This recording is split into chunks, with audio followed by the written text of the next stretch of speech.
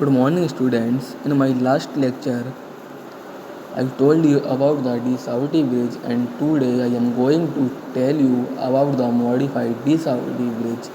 This is the block diagram of D-Sauti bridge, and now I am going to tell you the component of D-Sauti bridge, and I am also writing here the component of D-Sauti bridge.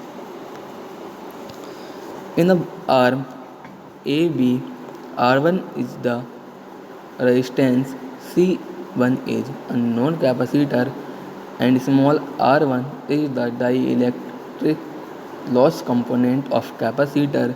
In arm AD, R2 also is resistance, C2 standard capacitor, R2 is dielectric loss component of capacitor C2, and arm B, C and DC has resistance R3 and R4. And now calculate the impedance of branch or arm AB. Z1 is equal to R1 plus 1 upon j omega C1. And similarly, we find the impedance of branch AD Z2 equal to R2 plus R2 over 1 upon j omega 2, and the arm BC and DC Z3 equal to R3, Z4 equal to R4. At the balance condition, we get the equation Z1 Z4 equal to Z2 Z3, and put the value of impedance in this equation. Then we get R1 plus small r1 plus 1 upon j omega c multiplied by r4 equal to r2 plus r2 plus 1 upon j omega c2 multiplied by r3. After that, we multiplying r4 in these terms and r3 in these terms.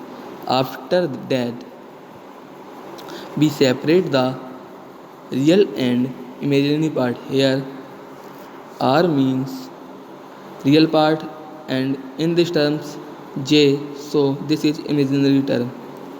Also here this term is real part and this is imaginary part.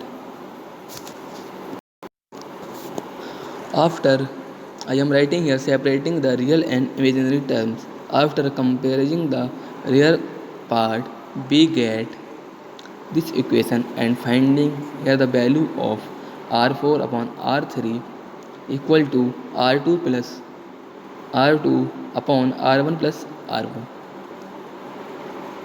I am writing here equation 1, and after comparing the imaginary part, we get j omega and j omega in both sides, so this cancel out. And now we can see that from equation 1 r4 by r3 and equation 2 r4 by r3, in two equation is are equal values, so we can say right from equation 2 and 3, so we get c1 by c2 equal to r2 plus small r2 upon r1 plus r3, and this is equation 3. After finding the value of capacitor C1, we are finding the value of dissipation factor because of the electric loss. Dissipation factor is the reciprocal of Q factor, and Q factor is how much energy is stored in the capacitor.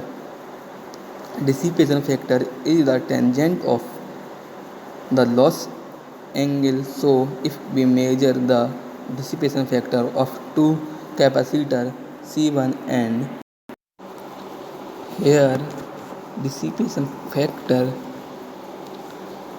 D1 is the tangent of loss angle del 1, and we also define as the frequency omega and C1 R1, and similarly d2 is equal to tangent of loss angle del 2 and C omega frequency multiplied with C2 R2. अब हम यहाँ equation 3 से ये value लिख लेते हैं और यहाँ से अगर हम इसकी क्रॉस मल्टीप्लिकेशन कर दें तो हमें मिलेगा C1 आर ब्रैकेट में R1 plus small r1 equal to C2 bracket में R2 प्लस स्मॉल r2। और जब हम इस C1 की मल्टीप्लाई इसमें अंदर करेंगे और C2 की इसमें अंदर, तो हमें प्राप्त होगा C1 plus R1 plus C1 plus small r1 equal to C2 plus R2 plus C2 small r2। और जब हम इसमें से ये C1 R1 कैपिटल वाला C1 R2 को एक साइड और C1 R1 स्मॉल वाला और C1 R2 स्मॉल वाला एक साइड दूसरी साइड कर लेंगे तो हमें मिलेगा C1 R1 minus C2 R2 बराबर C2 R2 minus C1 small R1। इसको हम इक्वेशन 4 मान लेते हैं। और हम अगर डिफरेंस लेंगे डिसिपेशन फैक्टर का तो D2 माइनस D1 क्या आएगा, omega C2 R1 minus omega C1 small R1। हमारे पास ये वाली टर्म और ये वाली टर्म सेम है। ये वाली अगर हम इस वाली टर्म में ओमेगा से मल्टीप्लाई कर देते हैं तो हमको ये वाली टर्म मिल जाएगी। अगर इस वाली इक्वेशन में ओमेगा से मल्टीप्लाई कर दें तो हमें इसकी वैल्यू मिल जाएगी जो हमें यहाँ पुट कर देंगे। तो हम इसमें मल्टीप्लाई जब ओमेगा की करेंगे तो ये तो इक्वल आ जाएगा, इसकी वैल्यू यहाँ पुट कर देंगे omega C1 R2 minus omega C2 R2। अब यहाँ पर अगर हम ओमेगा C2 कॉमन लेंगे तो यहाँ क्या बचेगा, C1 R1 upon C2 minus यहाँ से तो ओमेगा C2 कॉमन ले लिया है तो R2 ही बचेगा। तो हमको ये मिला। अगर हम यही देखें इक्वेशन 3 से R4 by R3 C1 by C2 की वैल्यू क्या है, तो वो है R4 बाई R3। वो यहाँ हम यहाँ पर इक्वेशन 3 से C1 और C2 की वैल्यू पुट करेंगे यहाँ पर, तो हमें क्या मिलेगा,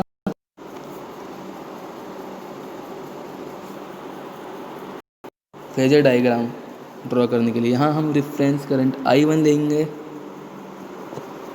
उसके बाद बात करते हैं हम पोटेंशियल वोल्टेज ड्रॉप क्या होगा R AB में, तो क्या होगा यहाँ R1 I1 plus R1 I1 plus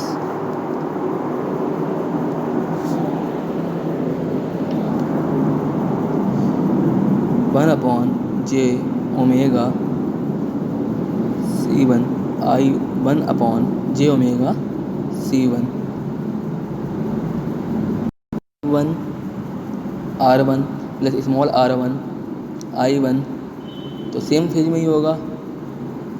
और जो हमारा कैपेसिटर के केस में वोल्टेज करंट से 90 डिग्री लैग करता है उसको हम इस टाइप से ड्रॉ करेंगे। तो फेजर डायग्राम पे आ जाते हैं।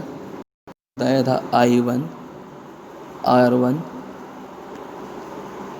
और I1 R2 यहाँ ड्रॉ कर दिया है और जो कैपेसिटर था वो 90 डिग्री लैग करा दिया है।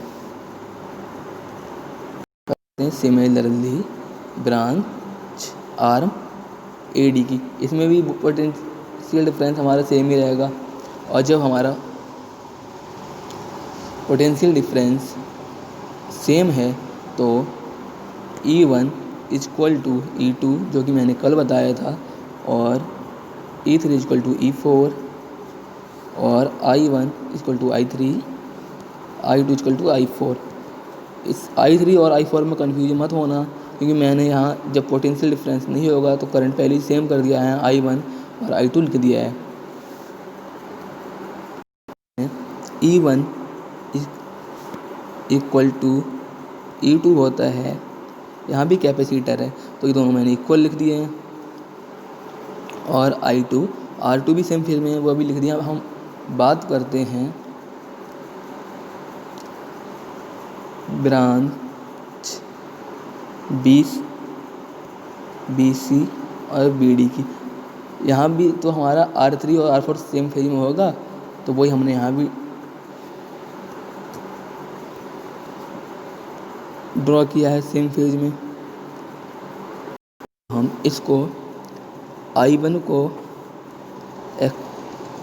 यहाँ, ये किसके बराबर है हमारे E2 के, और ये भी हमारा E2 प्लस बराबर E1 है। इसको एक्सटेंड करेंगे तो हमको रिजल्टेंट E2 मिल जाएगा। ये I1 है, इसको और इसको एक्सटेंड करेंगे तो हमें I1 मिल जाएगा। और हमारा क्या होता है, E इक्वल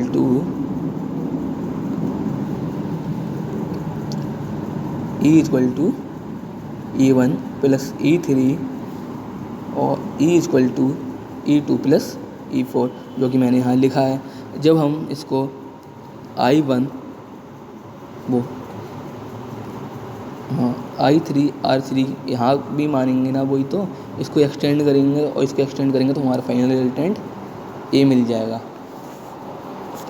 जो हमें चाहिए था। तो हम कह सकते हैं कि हमारा डी साउटी ब्रिज कैपेसिटर फाइंड करने और उनकी तुलना करने के साथ साथ डिसिपेशन फैक्टर फाइंड करने और उनकी तुलना करने के लिए भी यूज़ किया जाता है। Thank you.